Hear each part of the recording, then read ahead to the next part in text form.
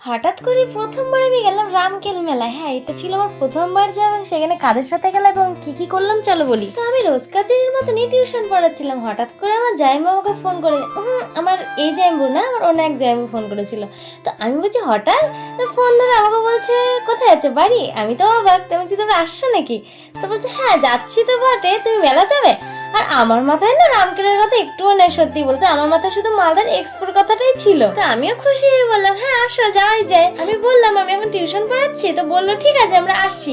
তার কিছুক্ষণ পরে আমার দিদি ফোন করে বলে কি না না আমরা যাবো না, তুই আয়, আমরা মেলা ঘুরে একেবারে যাবো। আর ওরা তখন গাড়িতে ছিল, মালদা তখনও ঢুকেনি। তো আমি বললাম না না তোরা যদি না আসিস তাহলে আমি যাবো না, তোরা তাহলে মেলা ঘুরে অন্য একদিন যাবো। আমি এরকমই অনেকক্ষণ নানা করছিলাম, তারপরে কি হ্যাঁ বলে দিলাম। আর আমি তখনও জানি না রামকেলের কথা, আমার মাথায় তখন এক্সপোই আছে। যে হোক, আমি ছুটি টুটি দিয়ে রেডি সেডি হয়ে বেরিয়ে গেলাম। আর ওখানে গিয়ে যখন আমি গাড়ি ধরছি, আমি তো অবাক, কি রামকেল।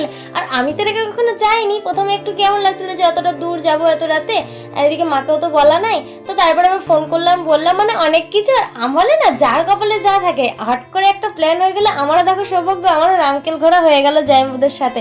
যাক অনেক মজা হয়েছিল, জাইম্বু আমাকে অনেক কিছু কিনে দিয়েছে। এদিকে দেখো আমরা এখন বাড়ি যাচ্ছি, আর অনেক রাত হয়ে গেছিল আমাদের বাড়ি আসতে। তো ওখানে যাওয়ার সময় টোটোওয়ালা কাকুটার নাম্বার নিয়ে রেখেছিল, তো এখন ফোন করে ডেকে নিয়েছে।